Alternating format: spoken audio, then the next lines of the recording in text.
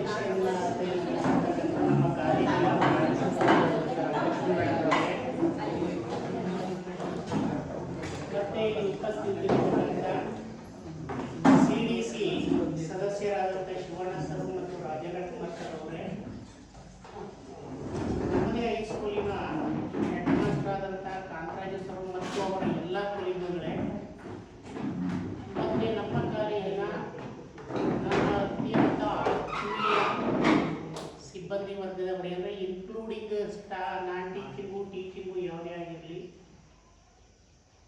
ಮತ್ತು ಡಿಪ್ಲೊಮಾ ಕಾಲೇಜಿಂದ ನಮ್ಮ ಒಂದು ಫಂಕ್ಷನ್ಗೆ ಬಂದಿರತಕ್ಕಂಥ ಡಿಪ್ಲೊಮಾ ಕಾಲೇಜಿನ ಪ್ರಾಂಶುಪಾಲರು ಮತ್ತು ಆ ಕಾಲೇಜಿನ ಇತರ ಸದಸ್ಯರಿಗೆ ನಾನು ಆತ್ಮೀಯವಾದಂಥ ಧನ್ಯವಾದಗಳನ್ನು ತಿಳಿಸೋದಕ್ಕೆ ಫಸ್ಟು ಇಚ್ಛೆಯನ್ನು ಪಡ್ತೀನಿ. ನನಗೆ ಬಹಳ ಮುಜುಗರದ ಸನ್ನಿವೇಶ ಇತ್ತು. ನಾನು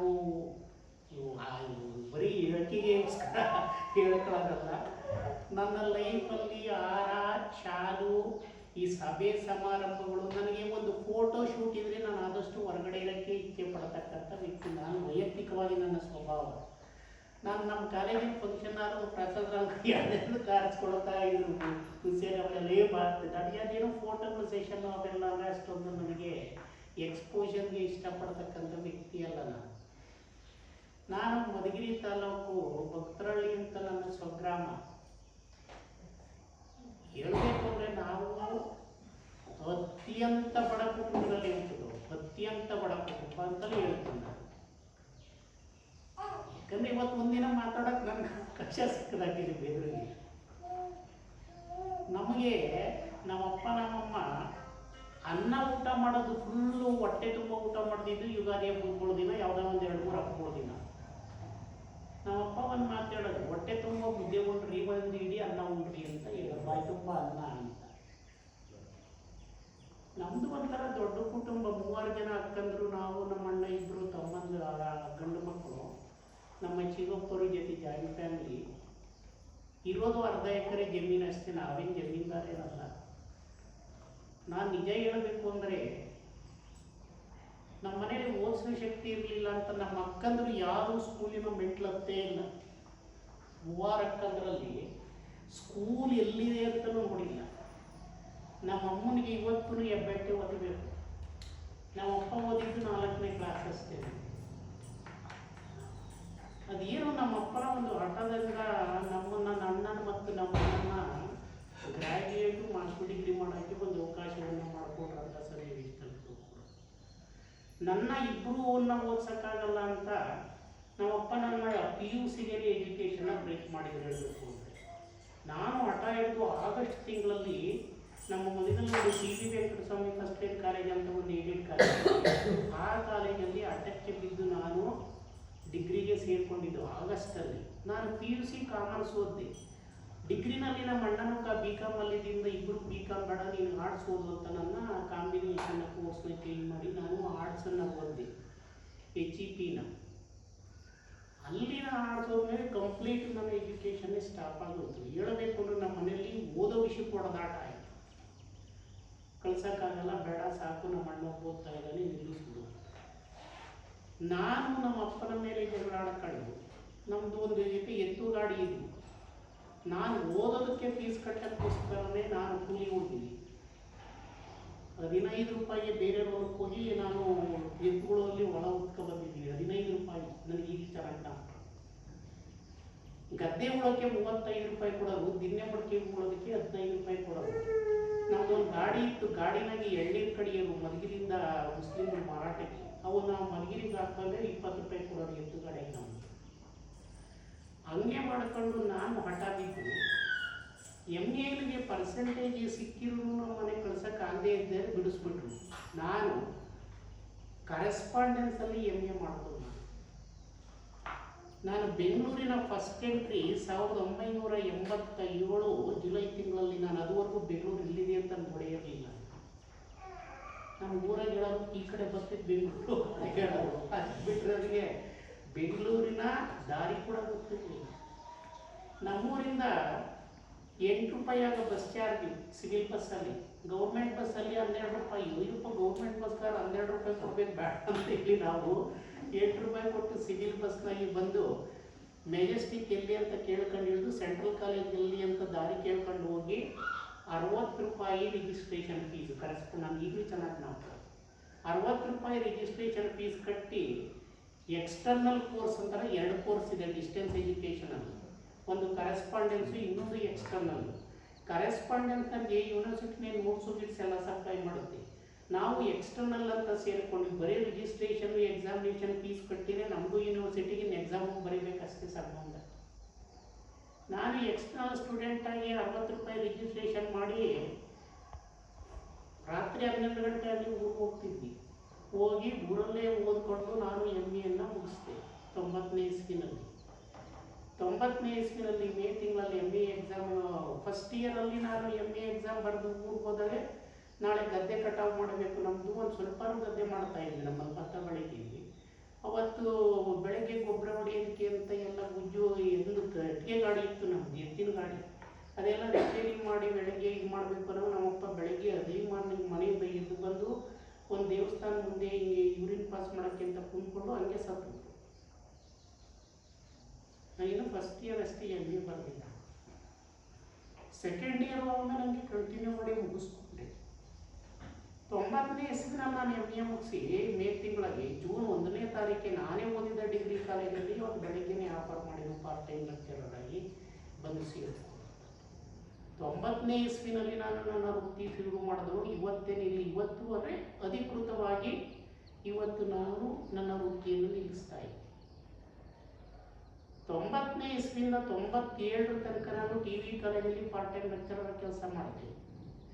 ಇದ್ರ ಮಧ್ಯೆ 96ನೇ ಇಸ್ವಿನಲ್ಲಿ 3 ಡಿಗ್ರಿ ಕಾಲೇಜು ಸೈಮಲ್ಟೇನಿಯಸ್ ಆಗಿ ಮ್ಯಾನೇಜ್ ಮಾಡಿದೆ. 56 ಕಿಲೋಮೀಟರ್ ಟ್ರಾವೆಲ್ ಮಾಡ್ಕೊಂಡು ಸೋಮವಾರ, ಮಂಗಳವಾರ, ಬುಧವಾರ ಹೊರಟಗೆರೆ ಡಿಗ್ರಿ ಕಾಲೇಜು 8ರಿಂದ 11:30, 12ರಿಂದ ಮಧುಗಿರಿ TV ಕಾಲೇಜು ಸಾಯಂಕಾಲ 5 ಗಂಟೆ ತನಕ.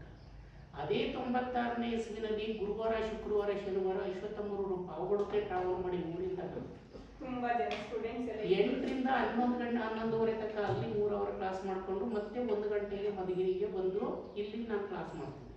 ನಾನು ಪಾರ್ಟ್ ಟೈಮ್ ಲೆಕ್ಚರರ್ ಆಗಿ ಪಾಠ ಮಾಡೋವಾಗ ನೀವು ನಂಬ್ತಿರೋ ಬಿಡ್ತಿರೋ ಊಟನೋ ತಿಂಡಿನೋ ತಿಂತಿದ್ದು 4 ಗಂಟೆ ಮೇಲೇನೆ ಹೊರತು ಅಲ್ಲಿವರೆಗೂ ಕುಡಿದ್ರೆ ಒಂದು ಲೋಟ ನೀರು ಕುಡಿಬೋದಾಗಿತ್ತು ಅಷ್ಟೇ. 97ರಾಗೆ part time lecturer supreme court absorption ಅಂತ ಮಾಡಿ ಅಲ್ಲಿಗೆ ಪಾರ್ಟ್ ಟೈಮ್ ಇನ್ಮೇಲೆ ತೆಗೆದುಕೋಬೇಡ್ರಿ ಅಂತ ಮಾಡ್ತು. ನಾನು ಅದ್ರ ಮಧ್ಯದಲ್ಲಿ 96, 98 2 ಬ್ಯಾಚಲ್ಲಿ KS ಎಕ್ಸಾಮ್ ಬರೆದು ಪ್ರಿಲಿಮ್ಸ್ ಮಾಡಿ ಪ್ರಿಲಿಮ್ಸ್ ಮೇನ್ಸ್ 2 ಮಾಡಿ ಓದಿ. ವೈವೋನಲ್ಲಿ ನಾನು ಸೆಲೆಕ್ಷನ್ ಆಗಲಿಲ್ಲ, ನಂದು ಯಾವುದೂ ಕಮಿಟ್ಮೆಂಟ್ ಆಗೋಕ್ಕಾಗಲಿಲ್ಲ. 96, 98 ಬ್ಯಾಚ್ ಅಂತ. ಒಂದು ಸಣ್ಣ ಎಕ್ಸಾಂಪಲ್ ಹೇಳಿದ್ರೆ ನಾನು ಎಲಿಜಿಬಲ್ ಇದ್ದೆ ಅನ್ನೋದಕ್ಕೆ ನಮ್ಮದೇ ಕಮ್ಯುನಿಟಿ. ನಾನು ಈಗ ನಮ್ಮ ಮಧುಗಿರಿನಾಗೆ MLA ಆಗಿರೋ ಲಾಸ್ಟ್ ಟೈಮ್ ವೀರಭದ್ರಯ್ಯನವರು ಅಂತ, ಅವರ ಸ್ವಂತ ನಾದನಿಗೆ ಗಂಡನ್ನ ನೋಡಿ ಮದುವೆ ಮಾಡೋದಂತನೋ ರಾಜಣ್ಣ ಅನ್ನೋರಿಗೆ ಒಂದು 509 ಬಂದಿತ್ತು ಫಸ್ಟ್ ಟೈಮ್ KS ಅಲ್ಲಿ. ನಂದು 530 ಬಂದಿತ್ತು. ಅವಾಗ ಇಂಟರ್ನಲ್ಲಿ ವೈವಾಗೆ ಸೀಲಿಂಗ್ ಲಿಮಿಟ್ ಇತ್ತು 70 ಮಿನಿಮಮ್ಮು, 140 ಮ್ಯಾಕ್ಸಿಮಮ್ ಸೀಲಿಂಗ್ ಲಿಮಿಟ್ ಇತ್ತು. ಅವನಿಗೆ 140 ಕೊಟ್ಟರು, ನನಗೆ 110 ಕೊಟ್ಟರು. ಅಲ್ಲಿಗೆ 9-10 ಮಾರ್ಕ್ಸಲ್ಲಿ ನನ್ನ ಮೇಲೆ ಅವನು ಜಾಸ್ತಿಯಾಗಿ ಅವನ ಅಪಾಯಿಂಟ್ ಆದ. 8 ವರ್ಷ ಅವರು CS ARCS state registrar of cooperative societies. 98 ಬ್ಯಾಚ್ಗಾಗಲೇ ಬೆಂಗಳೂರಿಗೆ ಬಂದಿದ್ದೆ. ಅವಾಗ ಸರ್ವೋದಯ ಕಾಲೇಜಲ್ಲಿ 2000ಅಲ್ಲಿ ನಾನು 98 ಬ್ಯಾಚಿಂದ 2000ಅಲ್ಲಿ ಇಂಟರ್ವ್ಯೂ ಮಾಡಿದ್ದು. ಆಗೂ ಅಷ್ಟೇ ನಂದು 978 ಬಂದಿತ್ತು. ವೈವನಲ್ಲಿ ಅವಾಗ ಏನು ಮಾಡಿದ್ರು, ಸೀಲಿಂಗ್ ಲಿಮಿಟ್ ತೆಗೆದುಬಿಟ್ರು. ಇಂಟರ್ವ್ಯೂನಾಗ ಅಟೆಂಡ್ ಆಗಿ ಕಮಿಟ್ ಆದಾಗೆ 195 ಕೊಟ್ಟರು. ನಾನೇ ಹೋಗಿ ನೋಡಿ ದಿನ KPSC ಆಫೀಸ್ ಹೋಗಿ ಕುಂತ್ಕೊಂಡಿದ್ದು ಬೆಳಗ್ಗೆ ಸಾಯಂಕಾಲ. ಅವಾಗ ನಮ್ಮದು 116 ಕೊಟ್ಟರು. ಹಂಗಾಗಿ 2 ಟೈಮು KS ಆಗಿಲ್ಲ. ಕೊನೆಯಲ್ಲಿ 97ನಲ್ಲಿ ಎಲ್ಲ ಮುಗಿಸಿ 2000ಅಲ್ಲಿ ನಾನು ಬೆಂಗಳೂರು ಎಂಟ್ರಿ ಆಗಿದ್ದೆ. 2000ಅಲ್ಲಿ ಬೆಂಗಳೂರು ಎಂಟ್ರಿ ಆಗಿ ಫಸ್ಟು ಸರ್ವೋದಯ ಕಾಲೇಜು DOA ಪಾಠ. ಆ ಕಾಲೇಜಲ್ಲಿ ಈವ್ನಿಂಗು ಮತ್ತು ಡೇ. ನಾನು ಎಷ್ಟು ಗೊತ್ತಾ, ಬೆಂಗಳೂರು ಅಂತ ಕಾಲೇಜಿಗೆ ಬಂದು 2000ಗೆ ನಾನು ಮಾಡಿದ್ದು. ಫುಲ್ ಟೈಮ್ ಲೆಕ್ಚರ್ 20 ಪೀರಿಯಡ್ಗೆ 1800 ರೂಪಾಯಿ ಕೊಡ್ತಿದ್ದಿದ್ದು ಸರ್ವೋದಯ ಕಾಲೇಜಲ್ಲಿ. ಬರೀ 1820 ಅವರು. ಈವ್ನಿಂಗ್ ಕಾಲೇಜಲ್ಲಿ 10 ಅವರ್ಸ್ ಮಾಡೋದಕ್ಕೆ ಅದಕ್ಕೊಂದು 800 ರೂಪಾಯಿ ಕೊಡೋರು. 2600 ರೂಪಾಯಿಗೆ ನಾನು 30 ಗಂಟೆ ಕೆಲಸ ಮಾಡೀನಿ ಒಂದು ವರ್ಷ. ಆಮೇಲೆ 2001ರಲ್ಲಿ ಶೇಷಾದ್ರಿಪುರಮಲ್ಲಿ ಪಾರ್ಟ್ ಟೈಮ್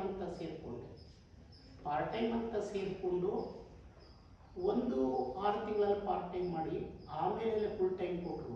ಅವರು ಏನು 4800 ರೂಪಾಯಿಗಳಲ್ಲಿ ಫುಲ್ ಟೈಮ್ಗೆ ಸ್ಯಾಲರಿ ಕೊಡ್ತಿದ್ದು ಶೇಷಾದ್ರಿಪುರ. ಅಲ್ಲಿಂದ ಗೌರ್ನಮೆಂಟ್ ಅಪಾಯಿಂಟ್ ಆಗತಕ್ಕನೂ ಬಿಡಲಿಲ್ಲ. ಅಂದರೆ ಅಲ್ಲಿನೂ ಇದು ಏನು ಮಾಡಿದೆ ಗೊತ್ತಾ, ಅದು ಮಾರ್ನಿಂಗ್ ಕಾಲೇಜು 7ವರೆಗೆ ಕಾಲೇಜು, 7ವರೆಯಿಂದ 11ವರೆಗೆ ಕ್ಲೋಸ್ ಮಾಡೋರು. ಅದ್ರ ಮಧ್ಯೆ ನಾನು ಮಧ್ಯಾಹ್ನ ಇಲ್ಲಿ ಒಂದು ವರ್ಷ RPA ಕಾಲೇಜ್ ಅಂತ ರಾಜಾಜಿನಗರದ ಐತಿ, ಮಧ್ಯಾಹ್ನ ಹೋಗಿ ಅಲ್ಲಿ ಕ್ಲಾಸ್ ಮಾಡೀವಿ. ನವರಂಗ್ ಥಿಯೇಟರ್ನಲ್ಲಿ ಸಾಯಿ ವುಮೆನ್ಸ್ ಕಾಲೇಜ್ ಅಂತ ಇವತ್ತಿಗೂ ಇದೆ, 12 ವರ್ಷ ಮಾಡಿದೆ. ಶಿವಾನಂದ ಸರ್ಕಲ್ ರೈಲ್ವೆ ಟ್ರ್ಯಾಕ್ ಪಕ್ಕ ಯಾದವ ಕಾಲೇಜು ಅಂತ ಐತೆ, ಅಲ್ಲೊಂದು ವರ್ಷ ಮಾಡಿದೆ. ನಾನು ಅಪಾಯಿಂಟ್ ಆಗೋ ಹಿಂದಿನ ವರ್ಷ ಸೆಂಟ್ ಜೋಸೆಫ್ ರಿಚ್ಮಂಡ್ ಸರ್ಕಲಲ್ಲಿ ಸೆಂಟ್ ಜೋಸೆಫ್ ಈವ್ನಿಂಗ್ ಕಾಲೇಜಲ್ಲಿ 1 ವರ್ಷ ಫುಲ್ ಟೈಮ್ ಲೆಕ್ಚರರ್ ಆಗಿ ಈವ್ನಿಂಗ್ ಕಾಲೇಜಲ್ಲಿ ವರ್ಕ್ ಮಾಡಿ 2009ನೇ ಬ್ಯಾಚಲ್ಲಿ CET ಬೇಸಿಸ್ ಮೇಲೆ ಎಕ್ಸಾಮ್ ಕಾಲ್ ಮಾಡಿದ್ದಕ್ಕೆ ನಮಗೇನೋ ಎಲ್ಲೊಂದಿಟ್ಟು ಅದೃಷ್ಟ ಇತ್ತೇನೋ ಈ ಸರ್ಕಾರಿ ಹುದ್ದೆ ಅನ್ನೋದು ಸಿಕ್ತು. ಕಾಂತರಾಜು ಸರ್ ಇರೋದಂಗೆ ನನ್ನ 50% ಏನು 60% ಸರ್ವಿಸ್ ಎಲ್ಲ ಪ್ರೈವೇಟಲ್ಲೇ ಮುಂದೆ ಹೋಗೈತೆ. ಆದರೆ ಅದರಿಂದ ಕಂಡಿರೋ ಪ್ರತಿಫಲ ಒಂಥರ ಶೂನ್ಯ ಅಂತ ಹೇಳ್ಬೋದು. ಮಾಡಿದ್ದೀವಿ, ಅದರಿಂದ ಫೈನಾನ್ಷಿಯಲ್ ಬೆನಿಫಿಟ್ ನಾವೇನು ನೋಡಲೇ ಇಲ್ಲ ಹೇಳಬೇಕು ಅಂದರೆ. ಈಗ 2009 ಬ್ಯಾಚಲ್ಲಿ ಫಸ್ಟ್ ಟೈಮ್ ಉಂಟಾಗಿ ನಾನು 8ನೇ ತಾರೀಕು ಜನವರಿ ತಿಂಗಳು 2011ರಲ್ಲಿ ಕೈವಾರದಲ್ಲಿ ಫಸ್ಟ್ ರಿಪೋರ್ಟ್ ಮಾಡ್ಕೊಂಡೆ. ನಾನು ಬೆಂಗಳೂರು KR ಪುರಮು ರೋಡೇ ಗೊತ್ತಿರಲಿಲ್ಲ. ನಾನು ಬೆಂಗಳೂರಿಗೆ ಕೈವಾರಕ್ಕೆ ಅಪಾಯಿಂಟ್ ಆದಮೇಲೆ ಟೀ ಫ್ಯಾಕ್ಟ್ರಿ KR ಪುರಂ ಅಂತ ನಾನು ನೋಡಿದ್ದು. ಹೋಗಿ ಅಲ್ಲೂ ಸೇರಿಕೊಂಡರು 13 ವರ್ಷ ಆದಮೇಲೆ 2023 ಆಗಸ್ಟ್ 24ನೇ ತಾರೀಕು ಇಲ್ಲಿಗೆ ಬಂದು ನಾನು ರಿಪೋರ್ಟ್ ಮಾಡ್ಕೊಂಡು ಕೇವಲ ನನಗೆ ಸಿಕ್ಕಿದ್ದು 15 ವರ್ಷ ಗೌರ್ನಮೆಂಟ್ ಸರ್ವಿಸ್ ಅಷ್ಟೇ. ಇವತ್ತು ನಾನು ವಯೋಸಹಜ ನಿವೃತ್ತಿಯನ್ನು ಬಂದು ನನಗೆ ನಿವೃತ್ತಿ ಅಂತ ಇರೋದಕ್ಕೆ ಯಾವ ಬೇಸರನೂ ಇಲ್ಲ. ಯಾಕಂದರೆ ಸರ್ಕಾರಿ ಹುದ್ದೆ ಅಂತಕ್ಕಂಥದ್ದು ನಾವು ಸೇವೆಗೆ ಸೇರ್ಕೊಂಡಿದ್ರೆ ನಿವೃತ್ತಿ ದಿನ ಗೊತ್ತಾಗಿರುತ್ತೆ. ಏನು ಭಯ ಪಡೋಂಥ ಅವಶ್ಯಕತೆ ಏನು ಯಾರಿಗೆ, ನಮಗೆಲ್ಲ ಹೋಗ್ತಾ ಇದ್ದರೆ ಯಾರಿಗೂ ಅದರ ಅವಶ್ಯಕತೆ ಇರೋದಿಲ್ಲ. ಅದೇನು ಬಚ್ಚಿಟ್ಟಿರಲ್ಲ ಯಾರು ಕೂಡ, ಏನಪ್ಪ ಇಕ್ಕಿದಂಗೆ ನನ್ನ ಮನಸ್ಸಿಗೆ ಅಂತ. ಆದ್ದರಿಂದ ನನ್ನ ತಲೆಗೆ ಅದು ಬಂದಿಲ್ಲ. ಇವತ್ತು ಸಹಜವಾಗಿ ಎಲ್ಲರ ಜೊತೆ ಹೆಂಗಿಂದೋ ಹಂಗೆ ಇಟ್ಕೊಂಡು ಹೋಗ್ತಿದ್ದೀನಿ. ನನಗೆ ಈ ಕಾಲೇಜಿಗೆ ಬಂದ ಮೇಲೆ ಈ ಕಾಲೇಜಿನ ವಾತಾವರಣ ಯಾರ ಜೊತೆನಲ್ಲೂ ನಾವೇನೋ ವಾದಗಳು, ನಾನು ಅದೆಲ್ಲ ಹೇಳಕ್ಕೆ ಹೋಗಿದ್ದು ಹುಸೇನ್ ಸರ್ಗೆ. ನಂದು ಏನಪ್ಪ ಅಂದರೆ ಸುಮ್ಮನೆ ಬ್ಲೈಂಡ್ ಆಗಿ ಒಪ್ಕೊಳ್ಳೋ ಕ್ಯಾರೆಕ್ಟ್ರು ನಂದಲ್ಲ. ನನ್ನ ನೇಚರ್ ಬಗ್ಗೆ ಹೇಳೋದಾದರೆ ಸ್ವಲ್ಪ ವಾದ ಮಾಡ್ತೀನಿ ನಾನು. ವಾದ ಯಾವುದು ಅಂದರೆ ನಾನು ಏನು ಹೇಳ್ತೀನಿ, ನನ್ನಲ್ಲಿ ಮಾತಾಡಿದ ತಪ್ಪು ಅಥವಾ ನಾನು ಹೇಳಿದ್ದು ತಪ್ಪು ಅಂತ ಗೊತ್ತಾಗ ನಾನು ಸಹಜ ಒಪ್ಕೊಳ್ತೀನಿ, ಸಾರಿಗೂ ಕೇಳ್ಬಿಡ್ತೀನಿ. ನಾನು ನನಗೆ ಗೊತ್ತಿಲ್ಲ ಹೇಳ್ಬಿಟ್ಟೆ, ಅದು ನನ್ನ ಸ್ವಭಾವ. ನಾನು ಪ್ರೊಫೆಷನ್ನಾಗಿ ನಾನು ಎಕನಾಮಿಕ್ಸ್ ಲೆಕ್ಚರರ್ ಆಗಿ ಪಾರ್ಟ್ ಟೈಮ್ಗೆ ಸೇರಿಕೊಂಡು ನನ್ನ ಇಲ್ಲಿ ನಾನು ಶಿವಣ್ಣ ಅಲ್ಲ ಬಿಟ್ಟರೆ ಹೆಂಗೆ ಹೇಳಬೇಕು ಅಂದರೆ, ಕಾಂತರಾಜು ಸರ್ ಯಾರು ಹೇಳಿರಬೇಕು ಫ್ರೆಂಡು. ಮಧುಗಿರಿ TVV ಕಾಲೇಜಲ್ಲಿ ಸತ್ಯ ಅವ್ರು ಹೇಳಿದ್ರು 1500 ಜನ ಸ್ಟ್ರೆಂತಲ್ಲಿ ಅಲ್ಲಿ TV ಕಾಲೇಜ್ ಎಂಥ ಒಂದು ಅಧ್ವಾನದ ಕಾಲೇಜು ಅಂದರೆ, ಡಿಗ್ರಿ ಎಕ್ಸಾಮಿನೇಷನ್ನ ಬಂದು ಬುಕ್ಕುಗಳನ್ನ ಹರಿದು ಇಟ್ಕೊಂಡು ಅಡ್ಕೊಂಡು ಚೀಟಿ ಬರೆಯೋಂಥ ಒಂಥರ ನಟೋರಿಯಸ್ ಕಾಲೇಜು ಒಂದು ಕಾಲದಲ್ಲಿ. ನಾನು ನಿಜ ಹಿಂಗೆ ಕೊಚ್ಕೊಳಕ್ಕೆ ಹೇಳ್ತೀನಿ ಅಂತಲ್ಲ, ನಾವಿಬ್ಬರಿದ್ವಿ, ನಾನು ಇನ್ನೊಬ್ಬ ಮಲ್ಲಿಕಾರ್ಜುನ ಅಂತ ಇಷ್ಟಕ್ಕೆ ಪಾರ್ಟ್ ಟೈಮ್ನರು. ನಾವು ರೂಮ್ಗೆ ಹೋಗಿದ್ದಿ ಅಂದರೆ ಯಾವನೋ ಅಂತನೇನಿದ್ದು ಒಬ್ಬಲ್ಲಿ ಎಕ್ಸಾಮ್ ಬರೀತಿರ್ಲಿಲ್ಲ, ಪ್ರಮಾಣ ಮಾಡಿರ್ತೀನಿ. ಒಡೆಯೋಕ್ಕೆ ಬಂದಿರು, ಒಡಿಸ್ಕೊಳಕ್ಕೂ ನಾನು ರೆಡಿ, ಯಾವನಿಗೂ ಕಾಪಿ ಮಾಡೋಕ್ಕೆ ಮಾತ್ರ ನಾವು ಲೈಫಲ್ಲಿ ಬಿಡಲ್ಲ. ಕ್ಲಾಸ್ ಮಾಡೋದಕ್ಕೂ ನಾನು ಅಷ್ಟೇ ಪರ್ಫೆಕ್ಟು. ಇವತ್ತು ರೂಢಿಸ್ಕೊಂಡಿದ್ದಲ್ಲ ನಾನು ಪಾರ್ಟ್ ಟೈಮ್ ಲೆಕ್ಚರರ್ ಆದಾಗ ಶುರು ಮಾಡಿದೆ. ಯಾವುದೇ ಕ್ಲಾಸಕ್ಕೂ ನನ್ನ ಕ್ಲಾಸ್ನ ಯಾರಿಗೂ ಕೊಟ್ಟು ನಾನು ಸುಮ್ಮನೆ ಕುಂತ್ಕೊಳ್ತಿದ್ದೆ ನಾನು.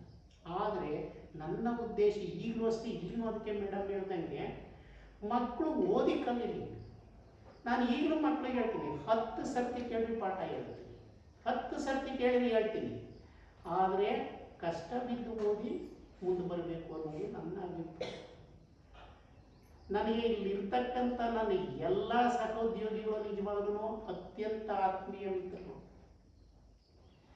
ಸ್ವಲ್ಪ ಇಂಟಿಮೆಸಿ ಜಾಸ್ತಿ ಅಂದರೆ ನಾನು ಹುಸೇನು ಕಾರ್ತಿಕ್ ಓಡಾಡ್ಕೊಂಡು ಇಲ್ಲೆಲ್ಲ ಕಾಲ ಕಳಿತೀವಿ ಅಷ್ಟು ಬಿಟ್ಟರೆ ಎಲ್ಲರೂ ನನಗೆ ಯಾರ ಬಗ್ಗೆನೂ ರಾಗದ್ವೇಷಗಳು ನನ್ನ ಹೃದಯಕ್ಕೇ ಇಲ್ಲ.